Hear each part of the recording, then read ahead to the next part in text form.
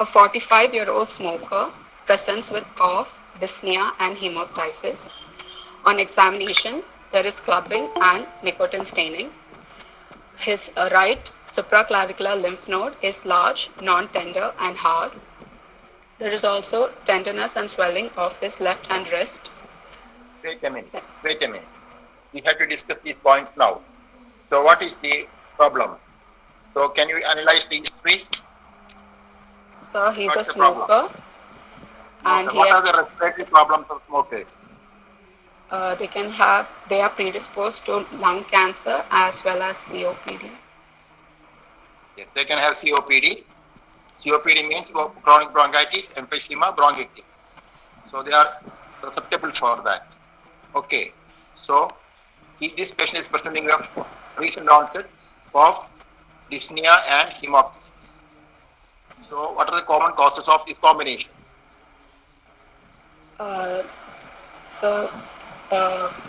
Probably lung cancer, knowing that he's a smoker, and then if it was whenever you have any problem, the first thing you think about is the treatable option. The cause of cough, dyspnea, and hemoptysis. What's the treatable option you have? First possibility. TB. That's right. So that way you have to think. Should not think about malignant things first. Always think about treatable good options. So we have got TB as the first possibility. Other possibilities are bronchiectasis. Bronchiectasis is a good possibility.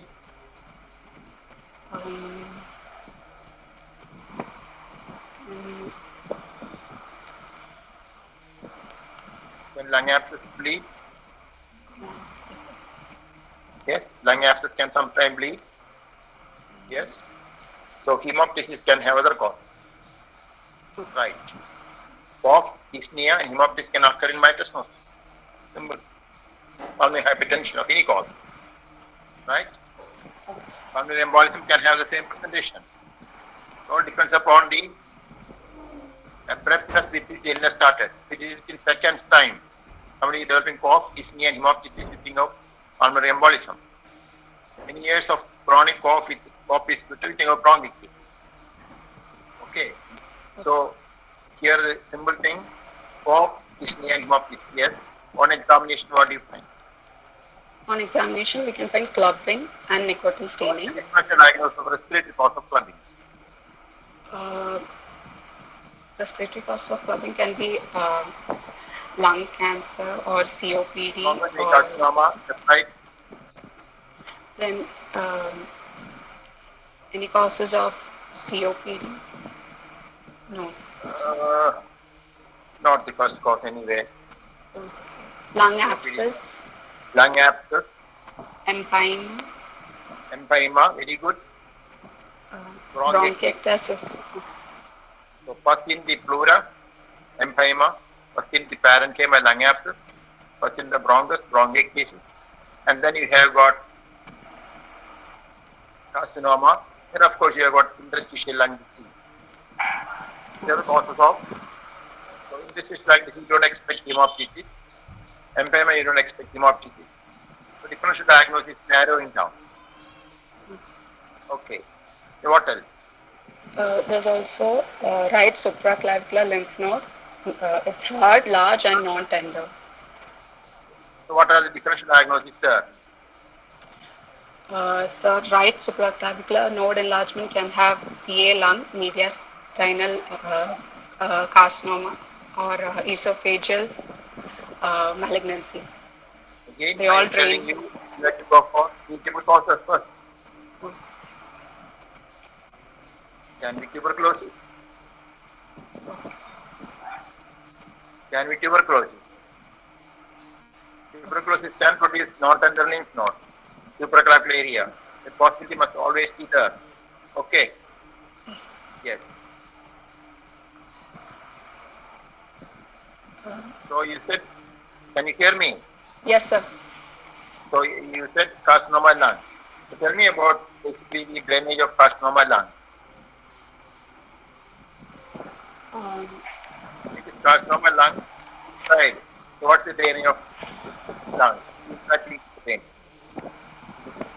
Sir, Malignancies from the lung usually they drain towards, they go more towards the right side lymph nodes rather than the left, and they might metastasis to other sites like liver, brain.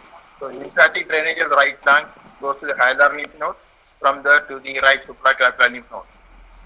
That's different on left side. Left side, the upper lobe, left upper lobe drains into the hilar nodes, and from there to the left supraclavicular lymph node. Only the lower lobe of left side drains to the right supraclavicular lymph node. Okay? Yes. And what about the drainage of pleura? Lymphatic drainage of pleura. They commonly drain to the axilla. So axillary lymph node possibly indicates is spreading from the pleura as well. Right? Carry on. And there's tenderness of The right lymph node, supraclavicular lymph node. No, it's not. Okay, sorry. The wrist and is tender on the left side, and there's also swelling. Yes, sir. What do you think about that? That might be clubbing, the fifth grade of clubbing, hypertrophic pulmonary osteoarthropathy. The previous term for this was hypertrophic pulmonary osteoarthropathy. Now it is called hypertrophic osteoarthropathy. What is the triad that produces this? What's the triad? The hypertrophic osteoarthropathy is comprising of a triad. One, periostitis. So periosteum of the tubular bones, either upper limb or lower limb, will be inflamed. They are slightly elevated from the bone surface, and there is inflammation, and because of that is tenderness of the lower ends of the wrist, radius and ulna, and fibula and tibia. Number two, there is clubbing. Number three, there is painful arthropathy. So these three together is called as hypertrophic osteoarthropathy. It can occur congenitally when you call it as pachydermoperiostitis, but tenderness is not usually seen. Also, in addition to the bones, soft tissue also will be very large. Okay, when this can also occur in cardiac disease. Cyanotic heart disease can have hypertrophic osteoarthropathy. Liver disease can have. So different systems involvement can produce this combination. That's why the term pulmonary is removed now, hypertrophic osteoarthropathy. When hypertrophic osteoarthropathy occur in the background of rhombolytic carcinoma, it is taken as a kind of non-metastatic manifestation.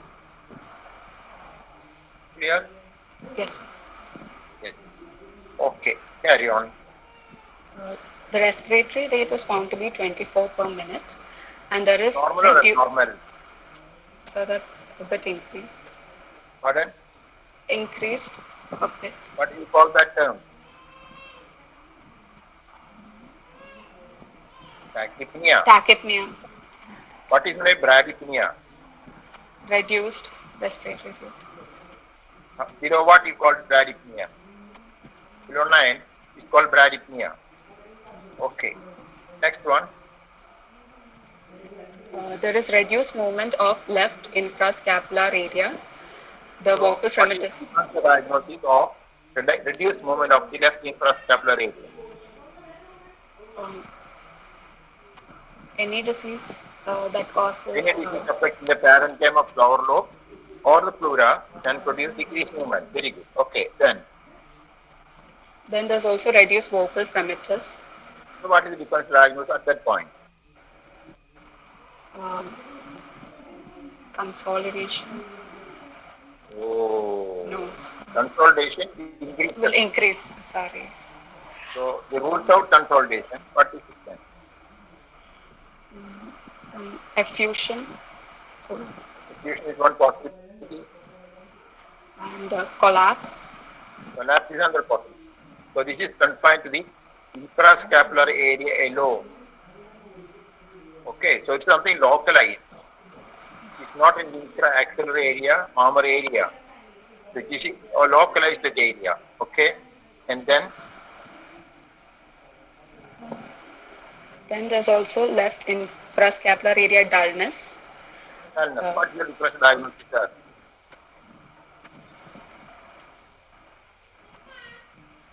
Again, could be effusion. It can be simple pleural effusion. It can be pleural thickening. It can be consolidation. It can be a mass lesion. It can be collapse. Okay. So can this be pleural effusion?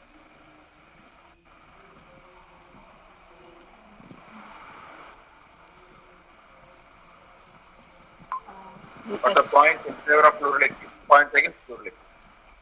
Pleuritic pain is not there. Pleural effusion, the dullness will be there in the axilla and infraaxillary area. This type of localized dullness is not a feature of pleural effusion. It is free fluid into pleural space. Since this is localized to this particular area, this has to be something other than pleural effusion. And if you think it is pleural effusion, it has to be localized pleural effusion, insisted. Okay.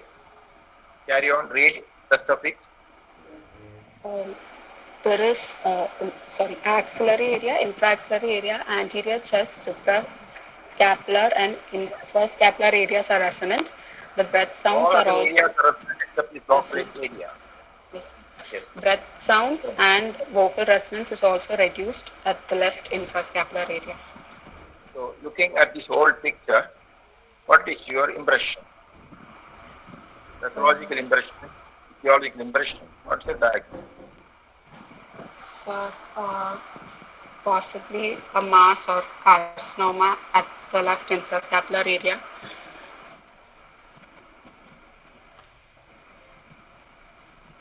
What about the trachea in this case? No, it's not mentioned, sir. Trachea is situated to the same side, left side. What do you make of it? 5. What particular diagnosis of this one? Collapse. Collapse. Collapse is a possibility. What's your differential diagnosis? Fibrosis. Fibrosis is there. You didn't get any crackles anywhere there, no? No, so not mentioned. No crackles. Okay. Then, why do you think it's not consolidation? Because the vocal tremendous vocal resonance is all reduced. Consolidation, again you get crackles and you may get bronchial breathing as well. That is not there. And consolidation, there will not be shift of mediastinum. If you shift it same side, that rules out the possibility of consolidation. Can this be effusion?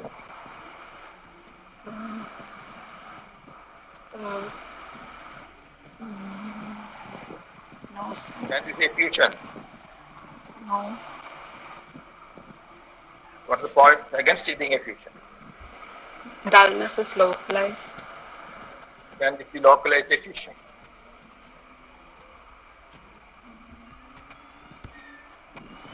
In any effusion, especially mediastinal shift, you have to be the opposite side.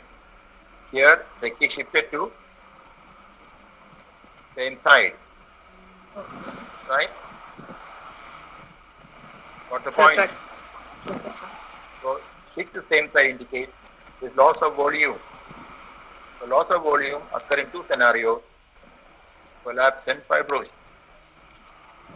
And what is the cause for this collapse? The spread into the bronchus. So, collapse can be because of obstructive type of collapse or passive collapse.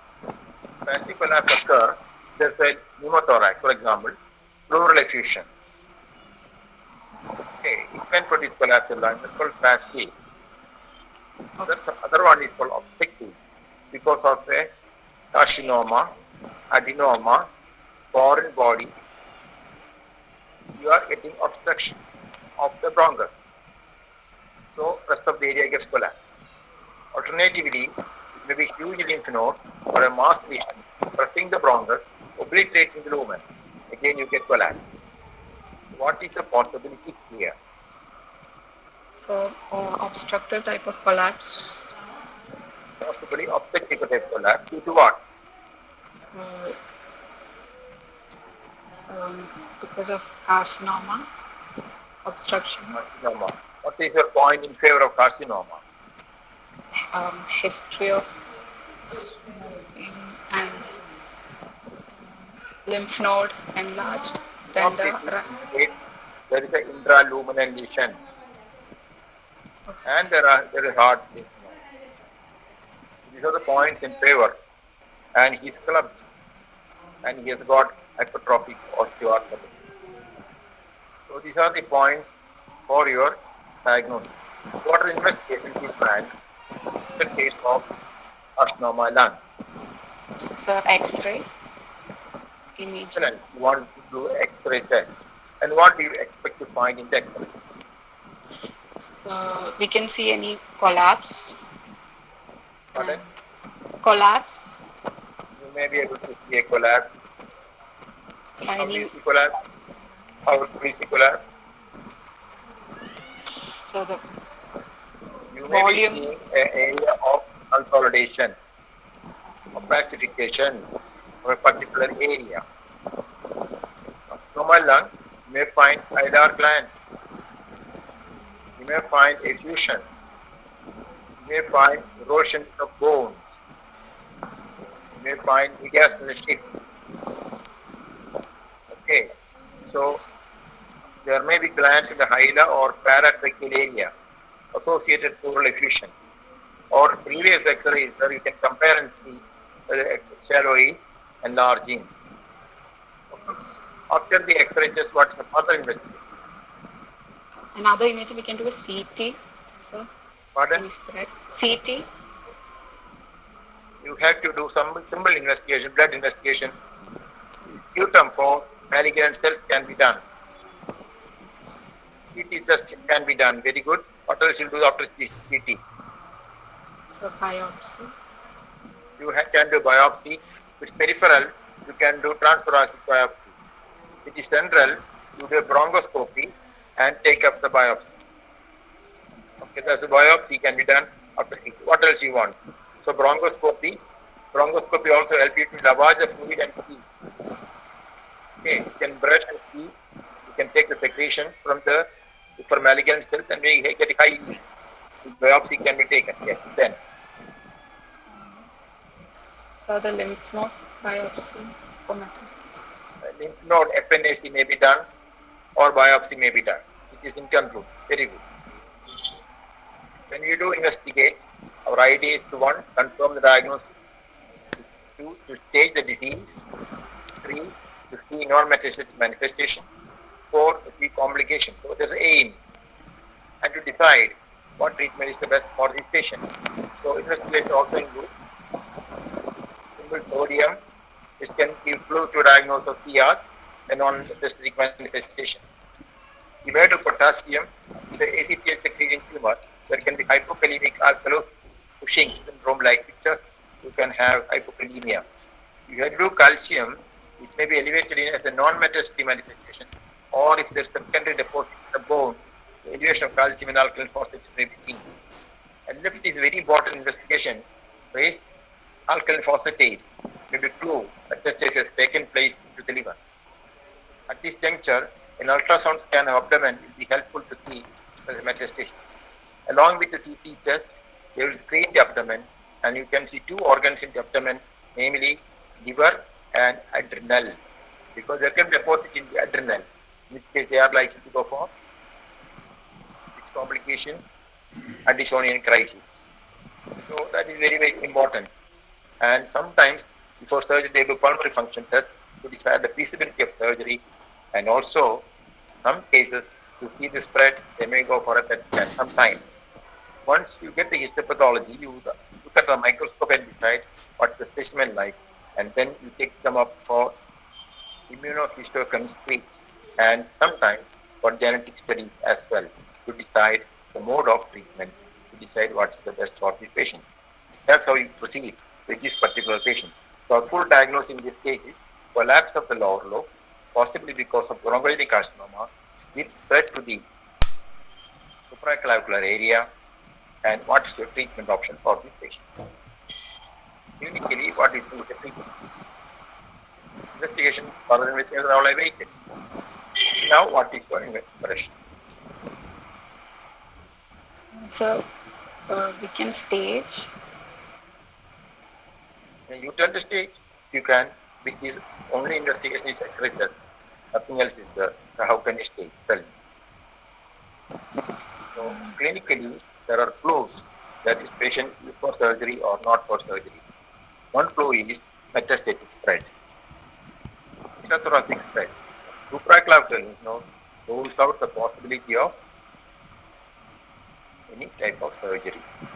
So involvement of pleura, involvement of phrenic nerve, involvement of superior vena cava, erosion of ribs are all points against a operable condition. Similarly, when you pass the bronchoscope, if the tumor is obstructing the carina or within 1 or 2 centimeters of the carinal division of the main bronchus, then again it becomes inoperable. So even at this stage, you have something in your mind. You have spread distally the supraclavicular lymph nodes, so it is not going to be an easy case. Okay, then you have to go for stage.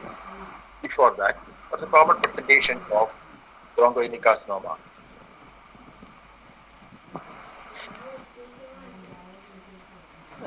Of this. Yes. How do they present? Cough, hemoptysis, cough, Cough, very good. hemoptysis. Hemoptysis. They might have a history of smoking. Smoking many people have got. How can you say? A COPD patient, how do you suspect carcinoma? Chronic smoker. The cough is changing the quality. The quantity of sputum is increasing. New onset hemoptysis, loss of weight are all pointers in a known smoker. Smokers are ever so many. So smoking does not mean carcinoma. Okay. If you can see extrathoracic manifestations, of course, that's one presentation. New onset Horner syndrome. Patients coming with severe pain in the shoulder and wasting of the small muscles of the hand. You think about Van Gogh's tumor. Rapidly accumulating pleural fluid, hemorrhagic in nature, nasty effusion. Again, you think can be malignant pleural effusion. That's another presentation. Okay. Paraneoplastic is so one is localized to the chest, two is because of the spread, bone pains and so on you get because of spread, seizures because of the brain, spread to the brain. Okay, infiltrate the brachial plexus, producing Van Gogh's tumor, cervical Horner's, and wasting of CAT1 innervated muscles of the hand muscles, and then we have got non-metastatic manifestations, namely paraneoplastic features are ADH, so how do they hypercalcemia. manifest? ADH, inappropriate ADH, how do they manifest? Said natriemia manifests as headache, nausea, vomiting, lethargy, gait abnormalities, later stages seizures, and coma. So, inappropriate hyponatremia when only one non-metastatic manifestation.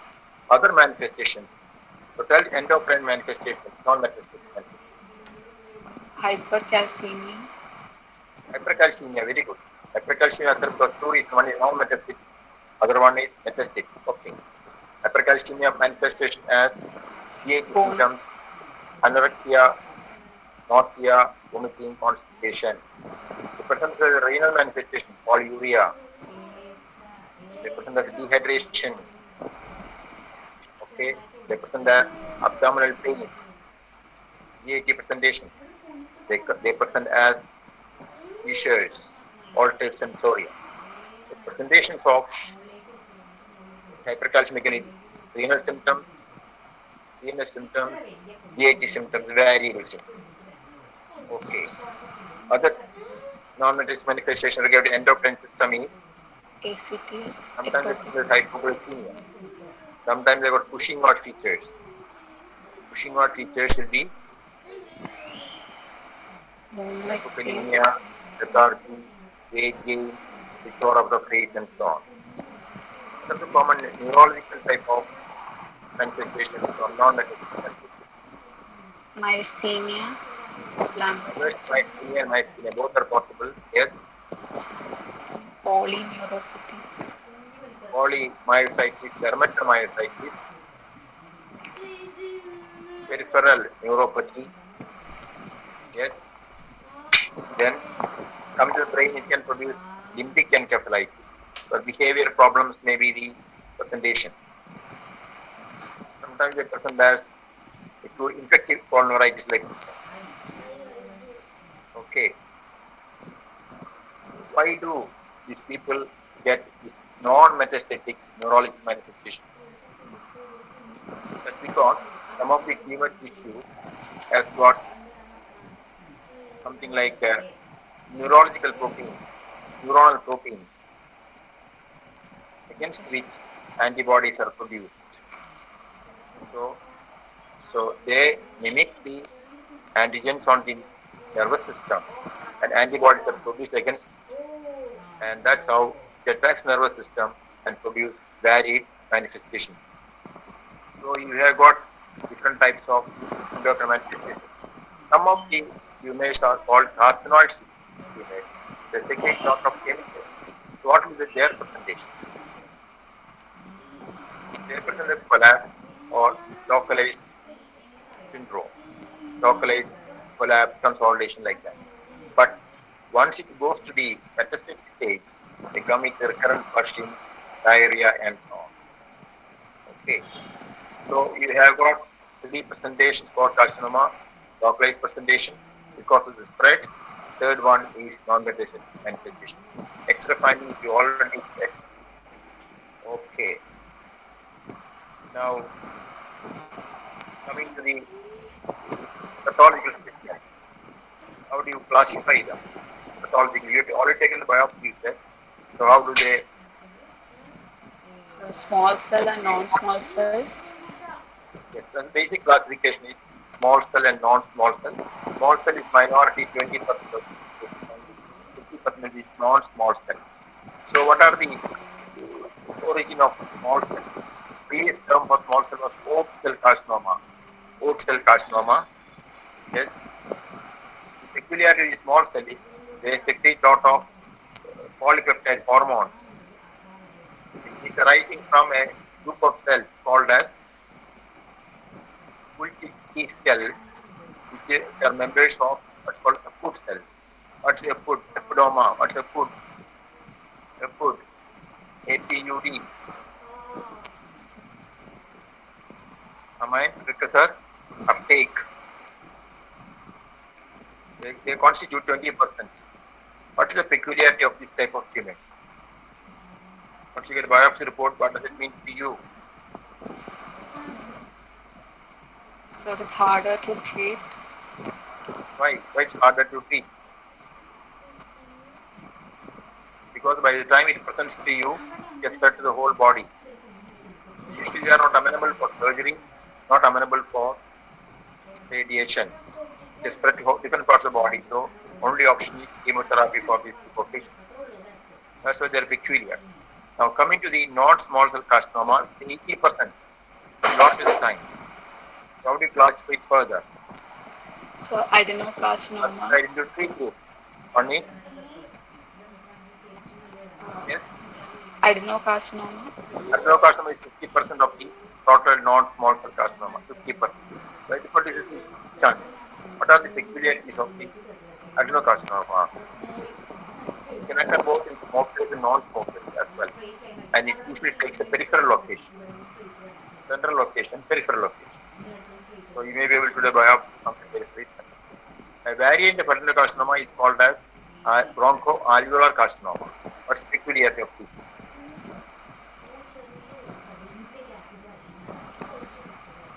It's a multicentric type of tumor.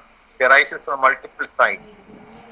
So it spreads along the alveoli and it produces a lot of secretions. So the patient is picking large quantities of what's called as bronchoria, like picture. And if you take X-ray, you find multiple areas are affected. So this is called bronchoalveolar type of variant of adenocarcinoma. Okay. The second variety under non-small carcinoma is called squamous cell carcinoma. They produce 30% only of the non-small cell carcinoma, and commonly they are nearer to the midline. Any other feature? Association with smoking, and these type of tumors, squamous cell particularly, can cavitate. So it can mislead you. The presentation may be just like a lung abscess. The third classification of this non-small cell carcinoma is Large. large cell, otherwise called as undifferentiated type of carcinoma. Okay. Once you classify, the question is why this patient suffered with carcinoma. So what are those factors? Smoking. Smoking, but is which type of carcinoma? Squamous. Squamous cell carcinoma, and already that small cell carcinoma also they are predisposed to. Okay. Any other condition you can predispose? Occupation. Occupations are closely related to adenocarcinoma. Adenocarcinoma, asbestosis, okay, iron oxide, cold, radons, radiation, arsenic, chromium. So wide varieties are there. They are all associated with adenocarcinoma. Okay. So can you tell something about Pancoast tumor?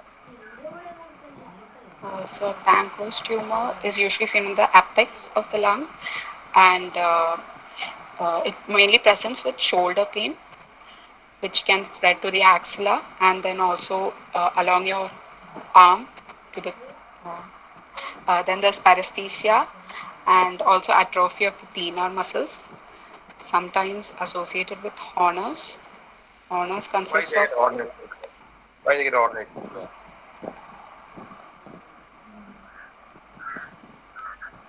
Why they get Horner's syndrome? cervical sympathetic chain is Pardon? cervical sympathetic chain is also affected. How is cervical sympathetic related to carcinoma bronchus?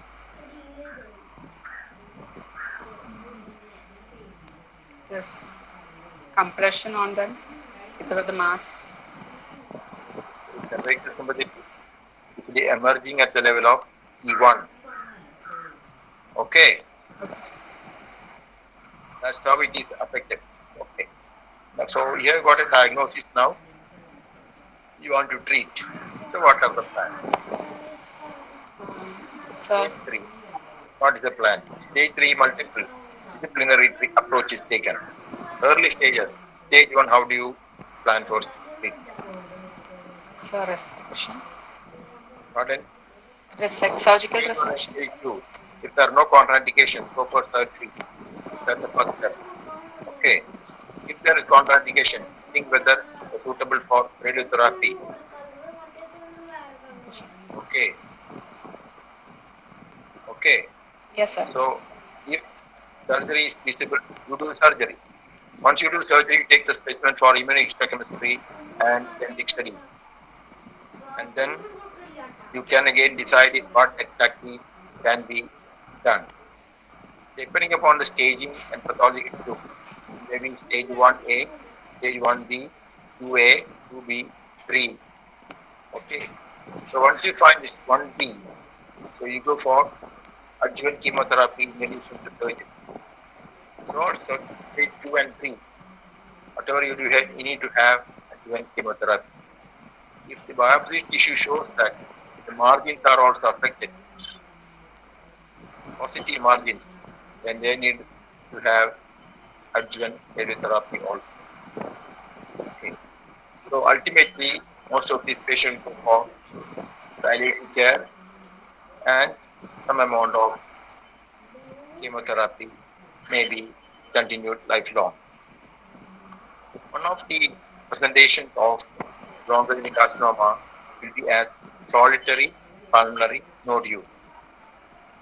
So what is that and how do you approach that? What is meant by solitary pulmonary nodule?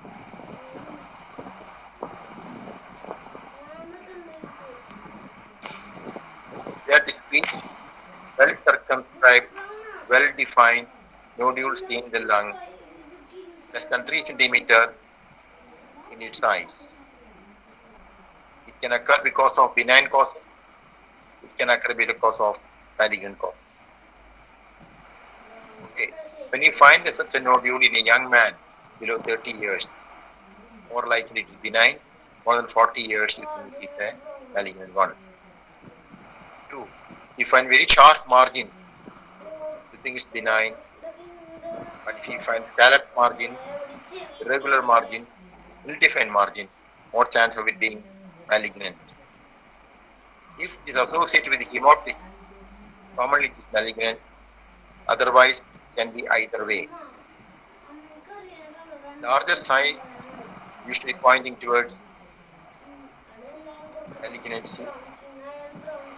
And if you have a previous X-ray, you can find there is no growth, then you are comfortable, there is no problem. One important point is calcification. If it is present, it's a benign thing. You can be safe. So there can be some infective causes for solitary pulmonary nodule, like what? Tuberculosis, histoplasma, tortidomycosis, and so on. Rarely, filled abscess can look like a one.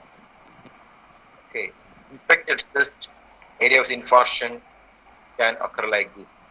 There's an entity called as pseudotumor. Can you tell something about pseudotumor? Pseudotumor is nothing but collection of fluid in the interlobar fissures. Commonly, you get this of fluid in the interlobar fissures in congestive heart failure. And on view, you may find the well circumscribed lesion, a solitary pulmonary nodule.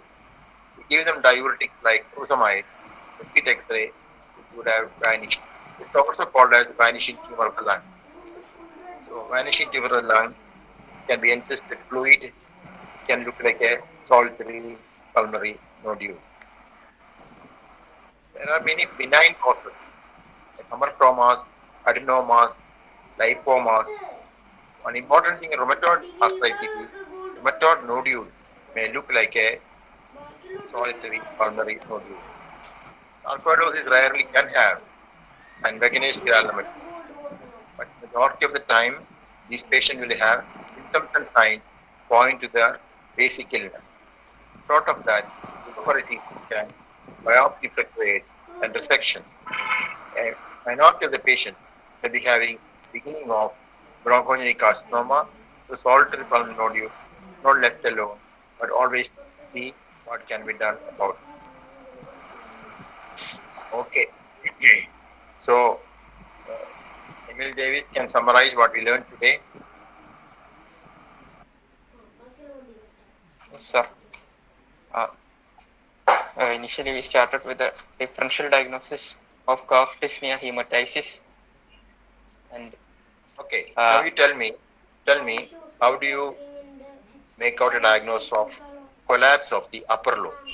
Suppose this patient had CA lung upper lobe collapse. What are the findings you expect? collapse of the upper lobe. You get initially you get tracheal shift. Correct. Then the tracheal shift to the same side. Then there is vocal resonance is decreased. Vocal fremitus is decreased. Breath sounds are decreased. Then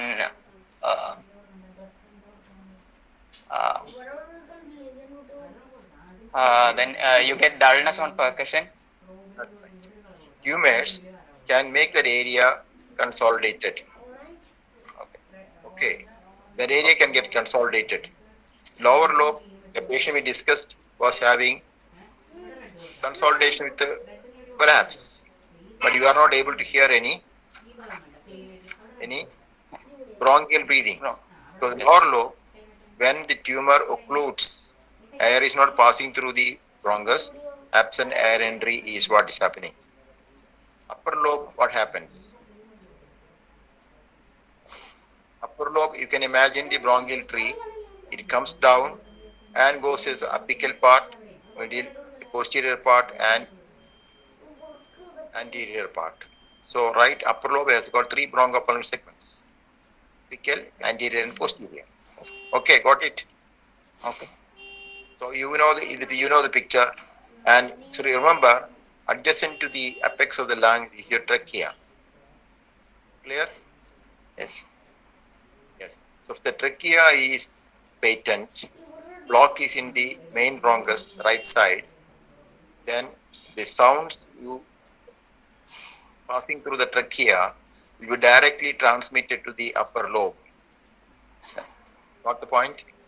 Yes, sir. So you may continue to get breath sound, and you may continue to get features of raised vocal resonance over there. Okay. Okay, sir. So the particular point is upper lobe collapse may not behave exactly like the collapse of the lower lobe. Upper lobe collapse may have some atypical features. If you just put a diagram of the trachea and division to bronchus, you will find that upper part of the trachea is in close relationship with the apex of the lung, which directly transmits to the upper part of the lungs from the trachea, not passing through the bronchus itself. So bronchus is occluded, does not go further up to the bronchus, but there is another source of sound being transmitted. Clear? Yes, sir. Yes. Yes. What else? Then, What else we learn to do? okay. Then we talked about lymphatic drainage of lung. Okay. So one is lymphatic drainage. All of you will know hereafter what lymphatic drainage is. Then a triad of hypertrophic osteoarthropathy. That's right. That is right. Very good. Then You all also learned that other causes of hypertrophic osteopathy are there. It's no more called as pulmonary osteoarthropathy. It's called as hypertrophic osteoarthropathy. Okay. yes. If you take X-ray, what will you find? Sir. Wrist X-ray, what will you find? You will find that the soft tissue and periosteum of the distal part of the radius and ulna will be lifted away from the bone. Okay. What else? Then we studied collapse, different types. That is passive and obstructive collapse. Okay, right. Then- Resorption. In obstructive collapse, the resorption of the air distally and it collapses. Okay, right. And then we talked about investigations on this case. Okay. Starting from blood investigation, chest X-ray, One, biopsy. to confirm. Aim of investigation was to confirm. 1, 2, to see the extent. 3, to see staging. 4, to see operability and discuss the prognosis. So for confirmation, we wanted X-ray, CT, sputum, cytology, bronchoscopy, and the specification of the bronchoscope, brushing, whatever aspiration in the bronchus we wanted. Okay, so that was enough for our confirmation. For spread, what all things wanted? X-ray chest measure erosion, that is spread. Clinically looked out spread. Okay, CT, Biopsy of the lymph nodes. lymph node Ultrasound biopsy, abdomen. PET. In some cases PET. That's CT. And to discuss the treatment protocol, we wanted immunohistochemistry and genetic studies. Genetic studies. Also tells a prognosis. And to look for non-metastatic manifestation, you wanted sodium, Sodium, potassium, calcium. Right. Non-metastatic manifestation of skin, what are they? We missed out. Tell me about non-metastatic manifestation of skin. in hyperpigmentation, PCTH. Very good. Hyperpigmentation one. What to look for in the neck? Neck. Those nigricans. Sometimes you may get gynecomastia. You may get thrombophlebotitis. You may get venous thrombosis. You may get acquired ichthyosis. Or you may get what's called erythroderma, otherwise called as exfoliated dermatitis. Some of these patients can develop hypertrichosis.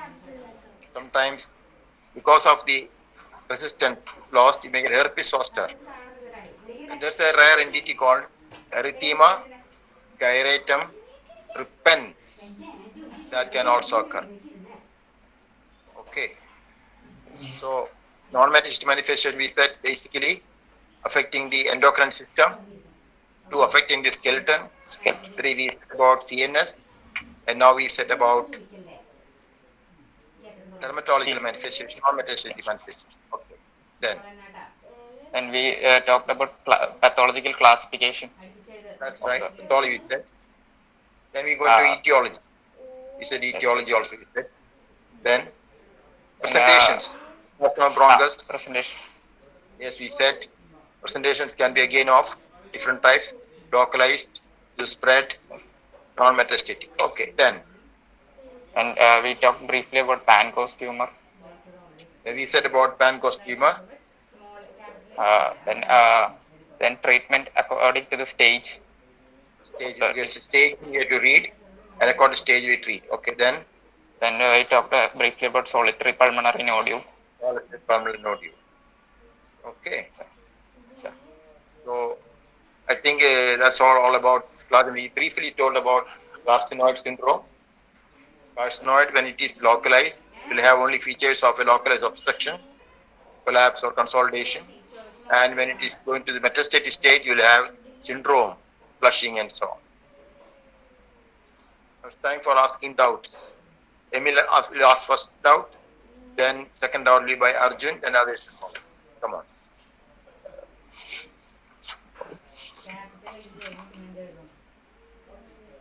So tell me what is the difference between myasthenia gravis and Eaton-Lambert syndrome. myasthenia gravis affects the neuromuscular junction. Myasthenia gravis basically is clinically early morning they are all right. As time pass by, they are doing badly. Progressive loss of power. Reversed myasthenia is just opposite. You do more work, it becomes becoming better and better. Okay. All the features just opposite to that of myasthenia. Pathologically is different. Pathophysiologically site is different. Etiologically they are different, and treatment is also different. So Eaton-Lambert syndrome you are expected to read. Okay. Arjun, what's the problem? Sir, about antibiotic therapy in pneumonia. Last You already mentioned that. More details. Amoxicillin is the best. Alternate option is giving a macrolide. In cases you can combine it together. Yes, sir. 3 grams amoxicillin is the usual dose given. 1 gram 3 times. As a fever subsides, you may reduce the dose. Also, all depends upon the area where you work. If you are dealing with a patient COPD with pneumonia, the common organisms are different. You are dealing with a cystic fibrosis. Pseudomonas may be the organism. Nosocomial organism is different.